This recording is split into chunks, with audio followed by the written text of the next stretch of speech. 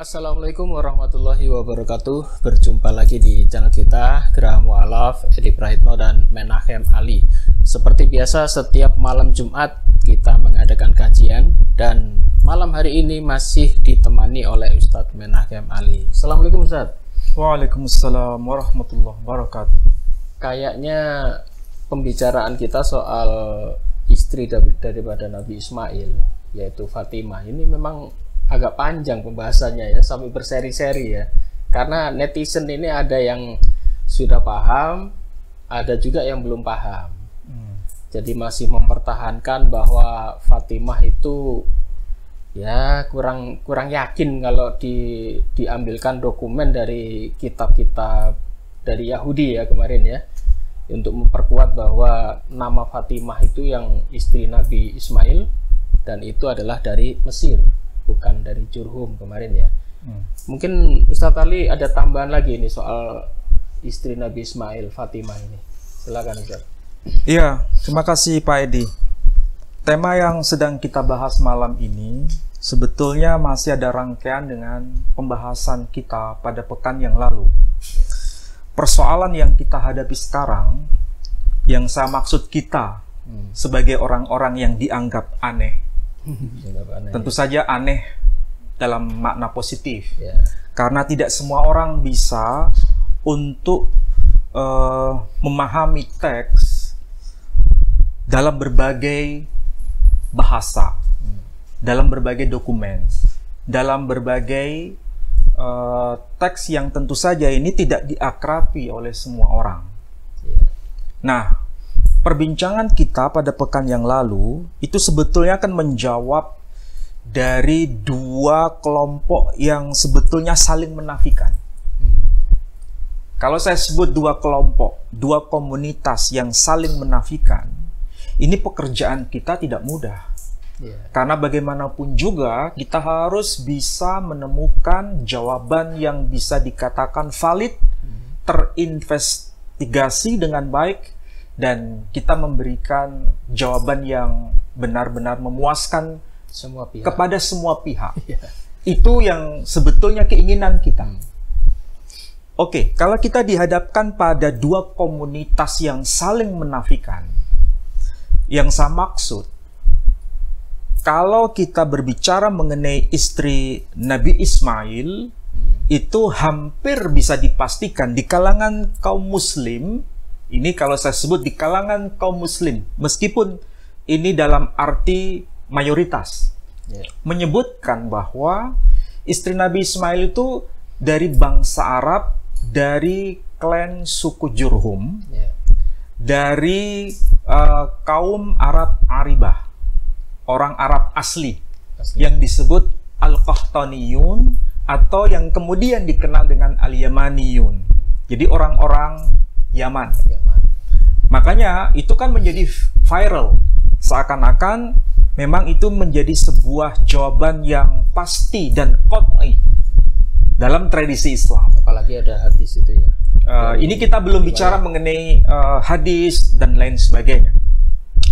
Kemudian saudara kita kaum Kristiani, ini saya bicara mengenai kaum Kristiani, ketika dihadapkan dengan fakta jawaban seperti itu, berarti mereka berkesimpulan bahwa nama Fatimah sebagai istri Nabi Ismail yang tercantum di dalam Targum Yonatan bin Uziel yang termaktub dalam kitab Mikra'ut Gedolot yang sedang kita bahas kemarin, itu berarti pengaruh dari tradisi Islam, alias data itu tidak valid.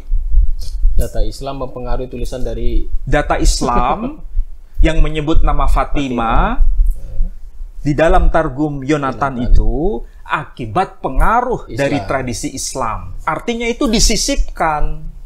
Artinya itu dimunculkan pada masa belakangan ketika Islam dalam arti risalah Nabi Shallallahu Alaihi Wasallam itu sudah ada, barulah nama Fatimah itu dimunculkan sebagai istri Ismail, dan itu dianggap tidak valid menurut Kristen.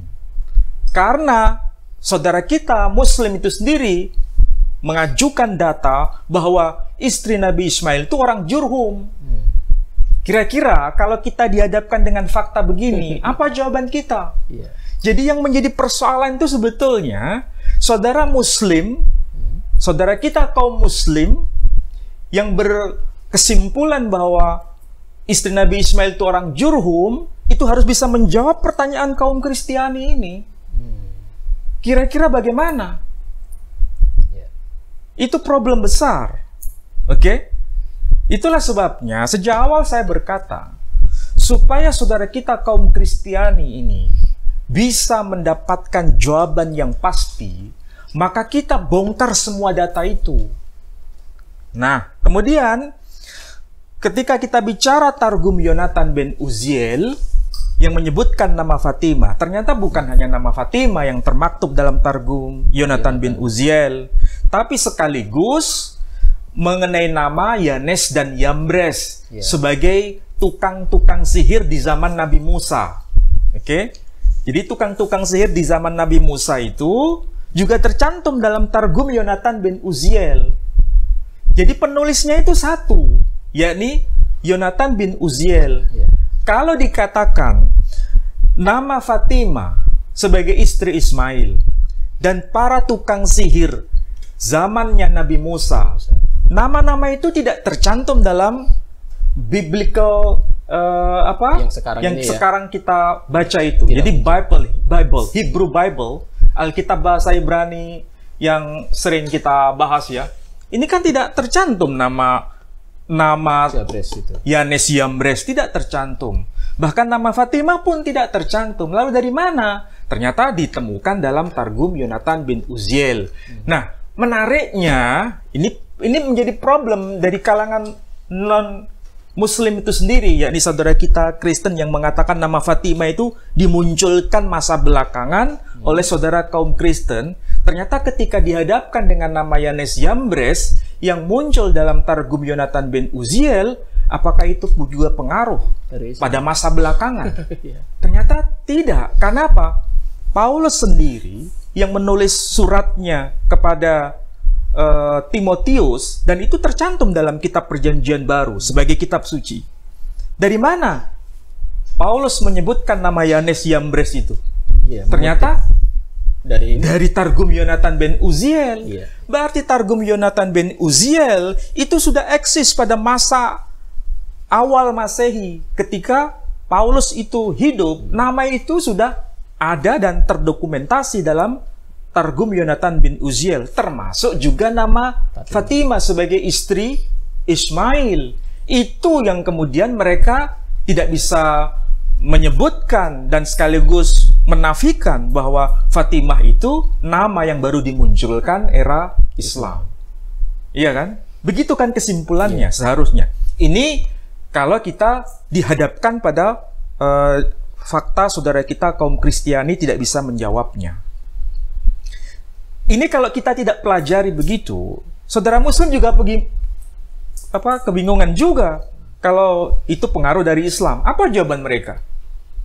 Tidak bisa menjawab juga. Nah, itu jawaban yang kita bisa nyatakan pada malam ini. Itu dari aspek munculnya nama Fatimah, munculnya nama Yanes Yambres di dalam Targum Yonatan bin Uziel. Jawaban yang kedua, ini sekaligus menjadi bukti historis bahwa nama Fatimah sebagai nama ya, bukan sebagai tokoh yang menjadi putri Nabi Shallallahu Alaihi Wasallam, tapi nama sebagai sebuah nama itu ternyata sudah menjadi tradisi sebelum risalah Nabi kita Muhammad Shallallahu Alaihi Wasallam, sebelum beliau dilahirkan di muka bumi, tante beliau, paman istrinya, istri dari paman beliau yang bernama Abu Thalib, ternyata namanya adalah Fatimah binti Asad. Artinya apa? Nama itu bukan pengaruh dari Islam, tapi sudah eksis sebelum Islam risalah Nabi Shallallahu Alaihi Wasallam. Kita ketika menyebut Islam saja dipersoalkan oleh netizen. Seakan-akan Islam itu baru muncul di zaman Nabi Muhammad Shallallahu Alaihi Wasallam. Padahal kita bicara dari aspek historis, bukan aspek teologis. Kalau aspek teologis, Islam itu zaman Nabi Muhammad sampai zaman sebelumnya, yakni zaman Nabi Adam, ya Islam semua. Islam semua. Ini kan argumentasi teologis, argumentasi iman. Tapi kalau argumentasi historis, Islam sebagai Islam, Nabi Shallallahu Alaihi Wasallam itu baru muncul abad ke-7. Ini kan orang nggak bisa bedakan itu, mana aspek teologis, mana aspek historis. Ya. Nah, ini yang bisa jawab dari mereka yang keberatan bahwa nama Fatimah itu adalah nama yang telah eksis sebelumnya. Nah, bagi saudara kita yang Muslim, kita pun juga dipersoalkan dan disalahkan juga. Kenapa? Menurut mereka ini, ya tentu saja di kalangan muhibbin, Ba'alawi, menyatakan bahwa nama Fatimah itu istilah yang berasal dari bahasa Arab. Ya, oke saja. Karena memang kalau diteliti, bisa dari kata Fatoma, yang arti harfiahnya itu disapih, menyapih, ya kan? Atau mencabut dari akar, atau memisahkan. Itu arti Fatoma secara harfiah. Tapi ketika dikaitkan dengan makna, itu mengutip dari Ibnu Hajar Al-Haytami bahwa disebut nama Fatimah karena dari nama ini, dari sosok yang memiliki nama Fatimah, keturunannya itu dipisahkan dari kesesatan, dipisahkan dari keburukan, dan mendapatkan kemuliaan di surga. Jadi semua keturunan Fatimah mendapatkan kemuliaan di surga. Ini kan bahasa teologis nanti pada akhirnya. Lalu bagaimana dengan Fatimah binti Asad? Apakah juga bermakna begitu? Semua keturunan Fatimah binti Asad, keturunannya masuk ke dalam surga. Apakah begitu? Kalau mengacu arti nama saja ya. Ya, kalau tapi arti nama dalam makna teologis, Pak Edi, bukan arti nama dalam makna literal, bukan dalam makna itu. Nah, sekali lagi, memang ini problem dan harus bisa dijawab. Kalau memang dokumen Yahudi itu dianggap tidak valid, ya silakan saja. Dan kita pun tidak bisa memaksa, ya kan? Tapi masalahnya apakah betul bahwa nama Fatimah itu memang ori dari bahasa Arab? Yeah. Atau sebetulnya itu istilah yang non-Arab yang kemudian diarabkan. Apalagi di zaman Nabi Ismail itu kan jauh ya. Iya, jadi yang kita bahas itu kan bukan nama Fatimah dalam arti putrinya Nabi Shallallahu Alaihi Wasallam, putrinya Nabi Muhammad Shallallahu Alaihi Wasallam, tapi nama Fatimah sebagai sebuah nama itu sudah eksis sejak kapan? Itu kan perlu pelacakan data. Nah, problemnya di situ. Nah, karena dokumen Yahudi menyebutkan nama Fatimah ternyata itu nama istri Nabi Ismail, berarti ini nama sudah eksis jauh sebelum risalah Nabi Shallallahu Alaihi Wasallam. Tapi apakah itu memang berasal dari tradisi Yahudi semata-mata? Ternyata tidak, Pak Edi. Saya menemukan data baru. Data itu tercantum pada dokumen berbahasa Yunani. Dokumen bahasa Yunani. Dokumen bahasa Yunani ini ditulis oleh Herodotus. Ini karya sudah diterjemahkan dalam bahasa Indonesia. Namanya Herodotus, The Histories. Jadi karya ini bicara narasi historis. Ibaratnya kalau tradisi Islam itu sama dengan Tarikh At-Tabari. Nah, seperti itu. Ini kisahnya menceritakan siapa nih? Ini berkaitan dengan sejarah pada masa Herodotus hidup. Berkaitan dengan wilayah Arabia seperti apa, India seperti apa, kemudian Afrika itu seperti apa, wilayah Yunani seperti apa. Di abad ke? Ini beliau hidup pada abad ke-5 sebelum Masehi. Bayangkan. 5 sebelum Masehi. Kalau kita bicara abad ke-5 sebelum Masehi dengan zaman Islam risalah Nabi Shallallahu Alaihi Wasallam, jaraknya berapa abad? 1000 tahun lebih ya. Bayangkan itu abad ke-5 ya. Iya. Abad ke-4, 3, 2, 10123456 1200 tahun. 1200. Jadi jaraknya dengan risalah Nabi Shallallahu Alaihi Wasallam ini dokumen 1200 tahun sebelumnya. Ternyata nama Fatimah itu sudah dikenal pada abad itu, yakni abad ke-5 sebelum Masehi. Dan itu bukan nama yang dirujukkan pada nama tokoh laki-laki, tapi nama tokoh perempuan. Berarti valid bahwa nama Fatimah itu nama perempuan. Iya. Ya kan? Bukan nama laki-laki. Sekali lagi, nama Fatimah itu bukan nama laki-laki, tapi nama perempuan. Bukan nama maskulin, tapi nama feminin. Itu nama Fatimah. Dan ini terdokumentasi dalam karya Herodotus. Ya. Kalau kita baca teks aslinya, nanti saya tunjukkan teks terjemahannya. Ya. Teks aslinya ini judulnya Herodoti Historiae.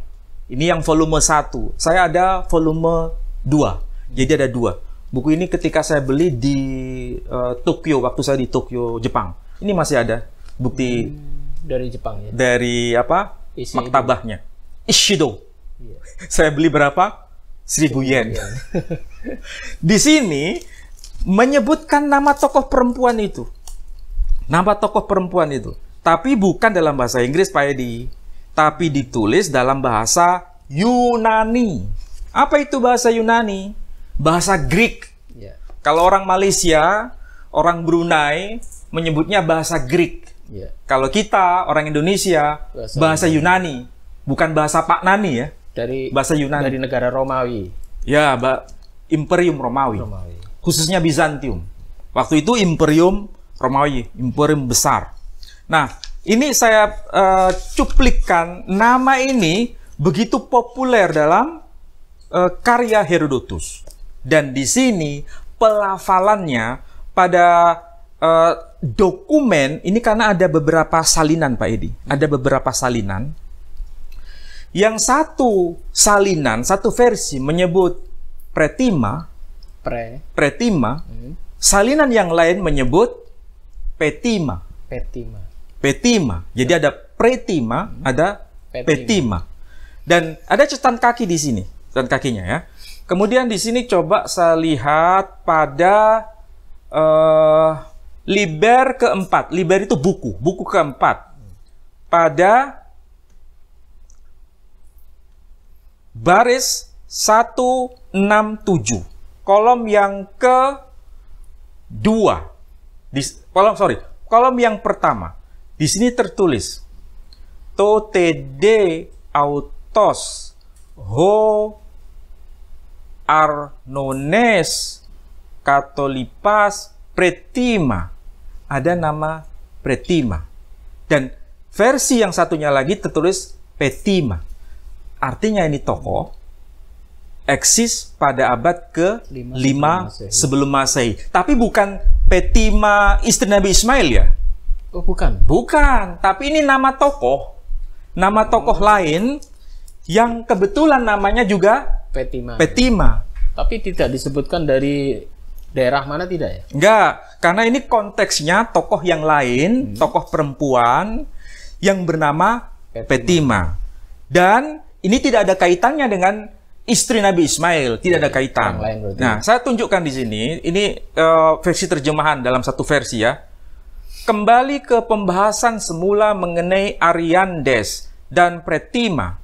Ariandes yang tergerak hatinya dan terdorong oleh rasa simpati terhadap Pretima bersedia mengabulkan permohonan untuk memberinya pasukan tentara yang berada di Mesir, pasukan angkatan darat maupun angkatan laut. Jadi konteksnya ini bicara mengenai Afrika. Di Mesir ya? Di Mesir. Dan di sini juga tertulis istilah Egypton. Egypton itu kan Mesir. Coba saya tunjukkan ya. Berarti nama ini memang populer di Mesir ya waktu itu. Itulah sebabnya sejak awal saya berkata, kalau dalam dokumen Targum Yonatan ben Uziel Ibunya Nabi Ismail itu kan mengambil seorang perempuan dari Mesir, dari putri Fir'aun yang namanya Fatimah. Apakah betul nama Fatimah ini adalah bagian dari tradisi nama di kawasan Afrika Utara, khususnya di Mesir? Ternyata kalau kita baca dan kita rujukkan dengan data Herodotus ini, juga menyebut satu kawasan yang disebut Egypton. Ini kan? Egypton. Apa itu Egypton? Egypt. Apa itu Egypt? Mesir. Mesir. Dan namanya disebut Fatimah. Berarti memang waktu itu di Mesir sudah lumrah nama itu ya. Itulah sebabnya kalau kita bandingkan dari sisi penggunaan nama. Saya bicara penggunaan nama. Kalau saya sebut Edi. Edi itu kan tidak hanya Pak Edi saja kan? Ada Edi yang lain. Ada Edi orang Sidoarjo, ada Edi orang Jakarta, ada Edi orang Gresik. Pak Edi kan orang Gresik. Tapi nama Edi itu sudah populer di Indonesia. Di Indonesia. Dalam konteks ini contohnya. Sama seperti nama Ali kan tidak harus saya saja yang namanya Ali. Ada orang namanya Ali tukang soto, ada nama Ali tukang bengkel, ada sahabat Nabi, ada nama Ali seorang ahli hukum, dan lain sebagainya. Artinya nama Ali itu sudah populer. Sama seperti nama Fatimah. Nama Fatimah itu bukan hanya muncul, sekali lagi, bukan hanya muncul pada masa Nabi Shallallahu Alaihi Wasallam hidup dan melahirkan seorang putri yang bernama Fatimah. Jadi argumentasi yang berkata nama Fatimah di dalam Targum Yonatan bin Uziel itu pengaruh dari tradisi Islam, gugur atau tidak? Gugur lah. Gugur. Apalagi ini dari orang Yunani juga menyebut di Mesir banyak orang bernama Fatimah. Itulah sebabnya. Berarti paling tidak kita menemukan 3 data kan? Dari 3 data. Pertama, data dari putri Nabi Shallallahu Alaihi Wasallam yang bernama Fatimah Az-Zahra alaihassalam. Kemudian kalau kita lihat dari tarikh atau sejarah tradisi Islam sendiri, ada satu tokoh perempuan, pamannya Nabi, istrinya pamannya Nabi yang bernama Fatimah binti Asad. Ya. Kemudian kita lihat lagi, ada Fatimah istri Nabi Ismail. Menurut Targum Yonatan bin Uziel. Sehingga bisa disimpulkan penggunaan nama Fatimah itu populer di kalangan keturunan Nabi Ismail. Nabi Ismail.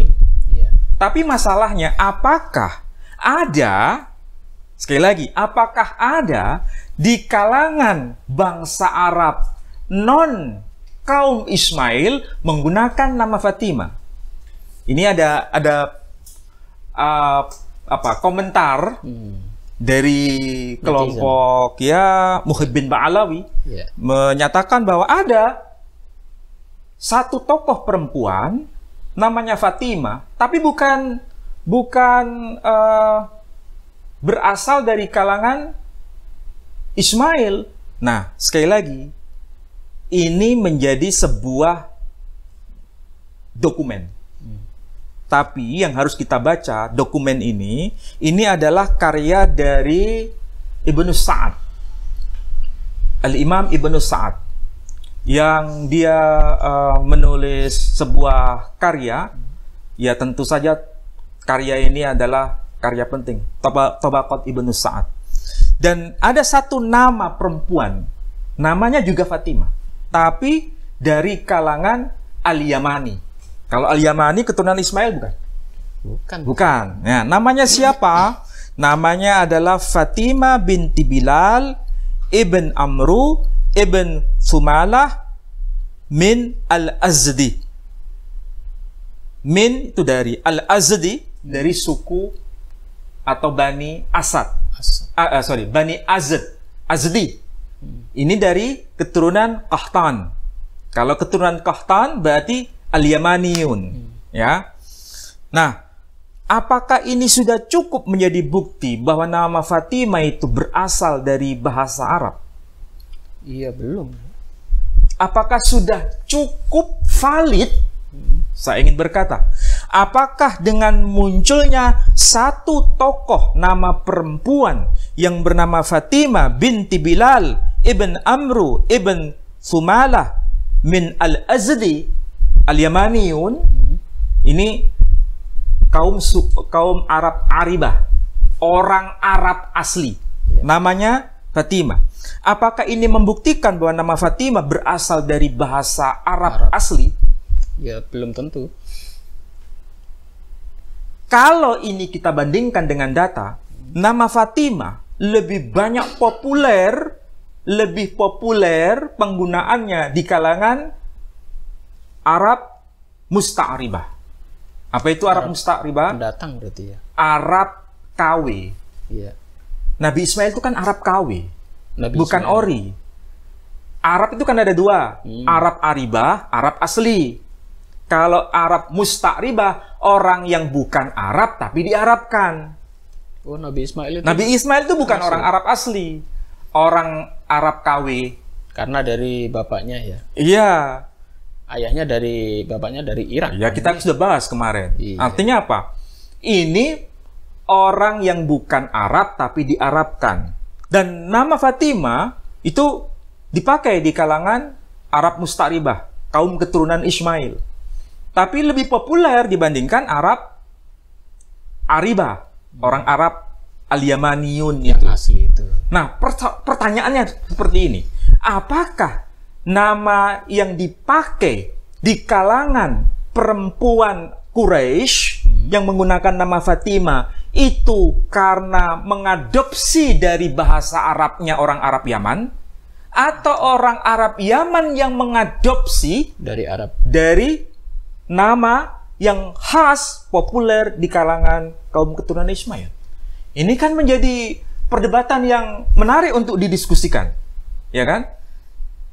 Soalnya untuk Nabi Ismail KW, tapi keturunan Nabi Ismail kan melahirkan orang-orang Arab itu 12 suku. Iya, tapi kan disebut Arab Musta'ribah. Maksudnya bukan KW lah, mungkin di luar. Nah, ya. Arab Musta'ribah itu kan artinya orang yang bukan Arab tapi diarabkan. Apa artinya kalau bahasa populer Iya, sekarang? tapi jangan pakai KW gitu. Nanti Ya, di framing lagi nanti.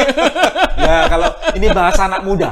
Bahasa anak muda. Jadi Nabi Ismail, Nabi Ibrahim itu kan bukan orang Arab. Ya, di luar orang Arab. Maksudnya bukan orang Arab Aribah, tapi Arab Musta'ribah. Orang yang bukan Arab, artinya orang non-Arab tapi diarabkan. Meskipun pada akhirnya bertutur dalam bahasa Arab. Dan anak-anak dari Nabi Ismail pun melahirkan 12 orang suku-suku Arab. Iya, tapi suku Arab Musta'ribah. Iya, pendatang. Bukan Arab Aribah. Bukan asli di situ ya. Heeh. Iya, iya. Jadi disitulah yang perlu kita pikirkan. Jadi kembali pada persoalan semula. Kalau seandainya ini nama Fatimah itu diambil dari bahasa Arab, oke? Ya. Dari kata Fatoma. Lalu bagaimana kita menjawab tulisan dari Herodotus ini? Iya, yang dari Yunani ini. Herodotus sudah mengabadikan nama Fatimah dalam tulisannya. Dan itu tradisi Yunani menggambarkan nama terkait dengan Mesir. Orang Mesir, ada yang bernama Pretima tadi. Pretima dan salinan yang lain menyebut Petima. Pretima. Jadi Pretima atau Petima itu wajar, perubahan populer, ya. ucapan itu bisa bergeser. Dan itu abad ke-5 sebelum Masehi. Iya. Istilah Ilyas jadi Elias, Abraham, Ismail, Yishmael, itu kan tidak ada problem. Karena apa? Ini korespondensi bunyi. Tapi identifikasi nama itu masih kelihatan. Jadi sekarang dua komunitas yang saling menafikan itu, kita membantu untuk menjawab dilema itu. Iya, iya. Dan kalau seandainya kaum Kristiani, sekali lagi, seandainya saudara kita kaum Kristiani berkeberatan bahwa nama Fatimah itu sebetulnya pengaruh Islam, kira-kira argumentasi itu masih kuat atau tidak? Itu Tidak kuat. tidak kuat. Tidak Apalagi kuat. ada dokumen yang lebih tua sekali nih. Abad ke-5 sebelum Masehi udah menyebut nama Pretima. Ya, kalau mereka mengatakan bahwa nama Fatimah itu pengaruh dari Islam, lalu bagaimana dengan nama Yanes dan Yambres? Iya. Apakah itu juga muncul pada masa belakangan? Islam. Padahal Kan tidak. Paulus menyebut. Paulus sudah mengutip. Iya. memang Paulus tidak mengutip nama Fatimah sebagai istri Nabi Ismail karena tidak ada kepentingan dengan itu. Yang justru berkepentingan Paulus ketika menyebut siapa nama tukang sihir pada masa Nabi Musa. Ternyata dia kutip dari Targum Yonatan bin Uziel yang di dalam Targum itu juga tercantum nama Fatimah. Soalnya di Alkitab tidak disebutkan nama itu. Iya, jadi kita sudah menjawab nih keraguan dari saudara kita kaum Kristiani. Terjawab sudah. Pertanyaannya di kalangan Muslim sendiri yang problem.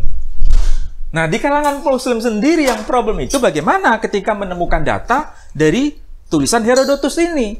Karena secara historis nama Pretima atau Petima itu sudah eksis abad ke-5 sebelum Masehi dalam tradisi tulisan Yunani berkaitan dengan geografi kawasan Mesir. Iya kan? Meskipun tokohnya bisa berbeda ya. Tokohnya bisa berbeda. Ada Petima, sebagaimana penjelasan dari bukunya Herodotus, berkaitan dengan tokoh laki-laki yang bernama Ariandes, ya kan? Ini mana ada nama Ariandes dalam bahasa Arab?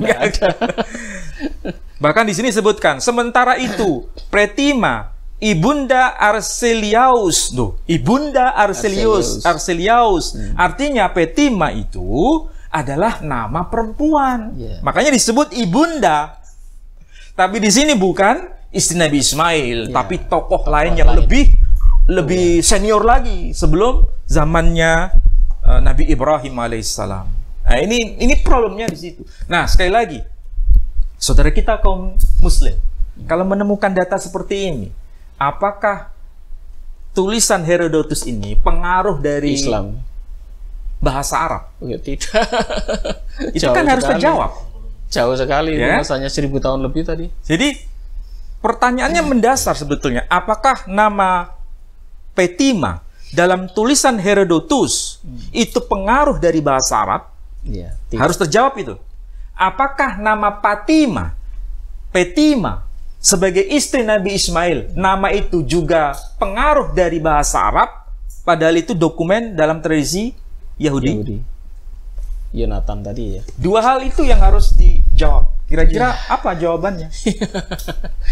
Baiklah saudaraku. Jadi memang menarik ya pembahasan soal nama Fatimah ini. Kita membahas sampai berapa seri nih? Hampir 5 seri ini bahas nama ini ya. Karena para netizen saya kira mereka memang kita hargai. Karena mereka juga kritis-kritis. Jadi sebagai masukan juga kepada kami untuk lebih mendalam lagi. Akhirnya Ustadz Ali juga mempelajari lagi. Karena ada komen-komen semacam ini, akhirnya kita tertantang untuk buka-buka data. Dan kali ini Ustadz Ali menemukan data yang lebih tua, yaitu tulisan dari Herodotus tadi di abad ke-5 sebelum Masehi. Dan ternyata nama itu, yaitu nama Pretima atau Petima, itu sudah populer di Mesir. Dan pembahasan kita yang kemarin-kemarin memang ada rujukan dari kitab Yahudi, yaitu dari tulisan Yonatan bin Uziel ya tadi, itu menyebut dengan jelas bahwa maksud saya istri dari Nabi Ismail yang diusulkan ya oleh ibunya waktu itu adalah dari Mesir yang bernama Fatimah. Sedangkan untuk rekan-rekan Muslim yang masih ngotot bahwa istri Nabi Muhammad itu dari Jurhum, istri Nabi Ismail, istri Nabi Ismail dari kalangan Jurhum dan juga dari Yaman, itu pun sudah kita bahas kemarin, itu tidak menyebut nama dengan jelas, hanya disebut sebagai putri, ya. Sayyidah atau putri. Namanya tidak disebut. Binti Mudar. Sayyidah